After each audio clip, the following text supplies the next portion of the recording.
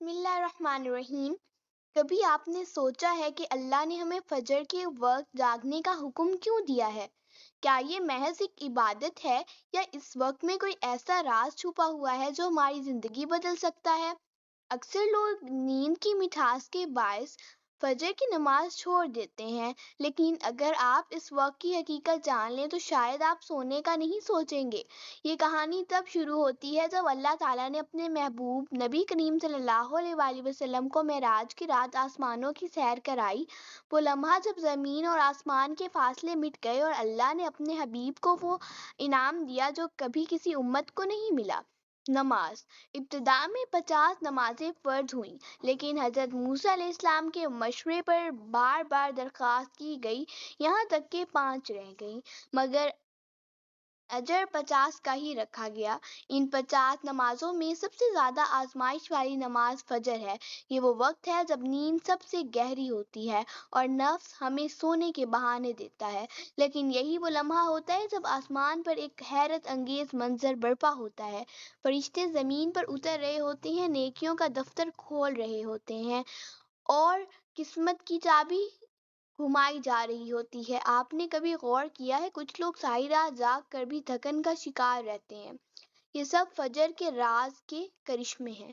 دوستو، ایک مشہور قول ہے "don't go back to sleep", یعنی دوبارہ مت سو جانا۔ یہ الفاظ یوں ہی نہیں دہرائے گئے، بلکہ صبح کی ٹھنڈی ہواؤں میں ایک خاص راز چھپا ہوتا ہے، ایک پیغام جو صرف وہی سنتے ہیں جو بیدار ہوتے ہیں۔ نبی کریم صلی اللہ علیہ وآلہ وسلم نے فرمایا، رات اور دن کے فرشتے فجر اور عصر کے وقت اپنے ڈیوٹیاں تبدیل کرتے ہیں۔ جب وہ اللہ کے حضور جاتے ہیں تو اللہ تعالیٰ پوچھتا ہے، میرے بندے کو کس حال میں چھوڑا؟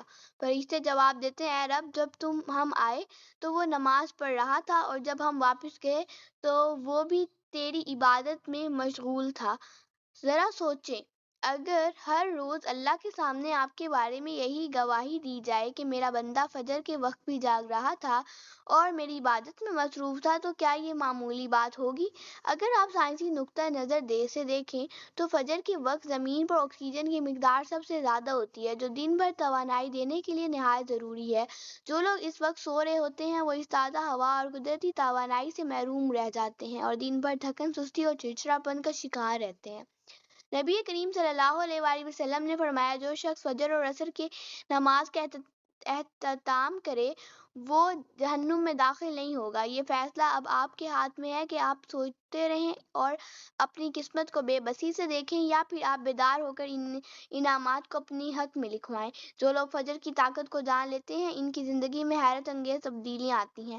وہی لوگ کامیاب ہوتے ہیں، وہی لوگ خوش رہتے ہیں، اور وہی لوگ اپنے رب کے قریب ہو جاتے ہیں۔ اب فیصلہ آپ کے ہاتھ میں ہے کہ آپ اگلی فجر کو بھی ضائع کریں گے یا اپنی نئی زندگی کا آغاز کریں گے۔ اپنا بہت خیال رکھیے گا۔ اللہ حافظ۔